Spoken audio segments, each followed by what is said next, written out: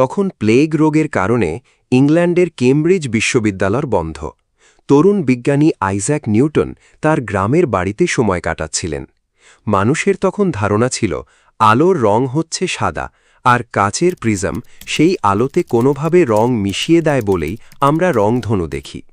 Newton এই ধারণাটি পরীক্ষা করার জন্য অন্ধকার ঘরে একটি ছোট ছিদ্র দিয়ে সূর্যের এক চিলতে সাদা আলো ঢুকতে দিলেন। নিউটন সেই আলোর পক্ষের সামনে একটি ত্রিকোণ কাচের প্রিজম রাখলেন। তিনি দেখলেন দেয়ালের গায়ে সুন্দর 7টি রঙের একটি পট্টি তৈরি হয়েছে, বেনি আসহ কলা। কিন্তু নিউটন এখানেই থামলেন না, তার মনে এক অদ্ভুত প্রশ্ন জাগল। এই রঙগুলো কি প্রিজম তৈরি করেছে, নাকি সাদা আলোর ভেতরেই এই রঙগুলো আগে থেকে লুকানো ছিল? নিউটন একটি বুদ্ধিদীপ্ত কাজ করলেন। তিনি প্রথম প্রিজমের সামনে উল্টো করে দ্বিতীয় আরেকটি প্রিজম রাখলেন।